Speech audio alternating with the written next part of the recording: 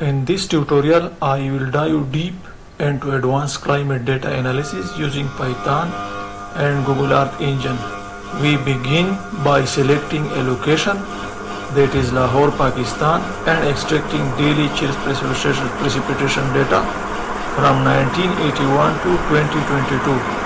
This data is then aggregated monthly to make it suitable for time series analysis. Next, we apply empirical mode decomposition, which breaks the rainfall signal into components called intrinsic mode function, or simply IMF. These IMFs help to reveal underlying patterns such as seasonal variation, trends, and high frequency noise. After decomposition, we move to the Hilbert-Huang transform, an advanced tool that lets us visualize how frequency and amplitude of the signal evolve over time.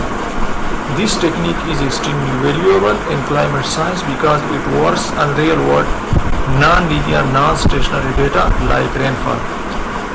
Finally, we will visualize both the IMF and their energy contribution, giving us insight into temporal dynamics and cycling behavior of precipitation over the last 4 decades. So let's explore the code. Here you can see, first I have imported the libraries, the 3 libraries, here you can see, and then I have selected the study area by defining its coordinates. Here I have selected the time series period, that is from 1981 to 2022. This is a daily record. So this piece of code is to extract the rainfall record, and here you can see this is the extracted data is basically uploaded to the data frame of the Google Colab, and here again the data which is at a monthly scale is resampled to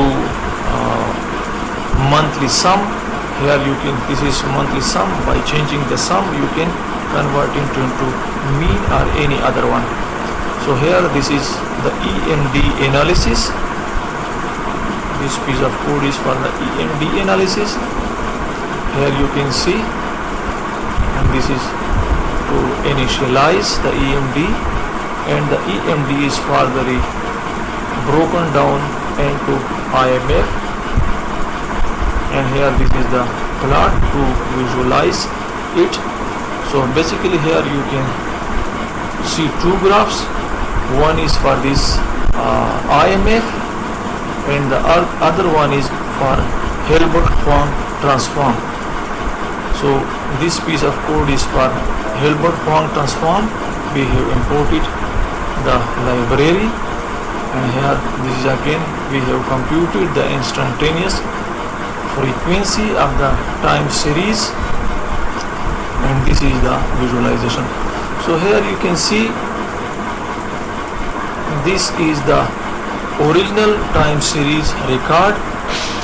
Here you can see by the red lines from 1980 to 2022, and below this here you can see we have IMF starting from IMF 1, then IMF 2, IMF 3, IMF 4, and the last one is IMF 6. So what does IMF 1 indicate? IMF 1 shows the short-term fluctuations like noise, extreme yields, and storms. Its frequency is high out of all IMFs. When we move to the IMF 2, which has high mid frequency, it is basically used for the seasonal variability like monsoon. So here you can see the monsoon variability. IMF 3, which has the mid frequency, it is used for multi-layer oscillation like El Nino and the southern oscillation, and IMF 4, which is low mid, this one which is low mid, a low mid frequency. It is used for decadal trends like climate variability, this one for the climate variability.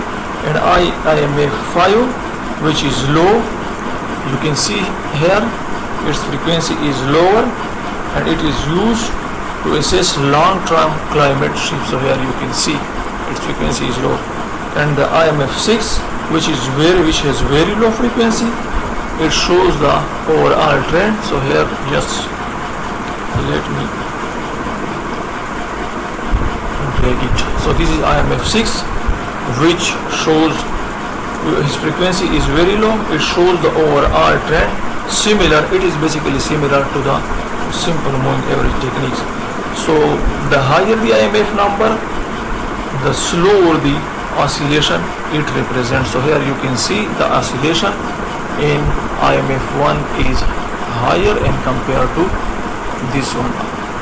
So now move to the Hilbert-Huang. So you can see the same. Here you can see IMF1, 2, 3 up to 6, 1. So this is all about this tutorial.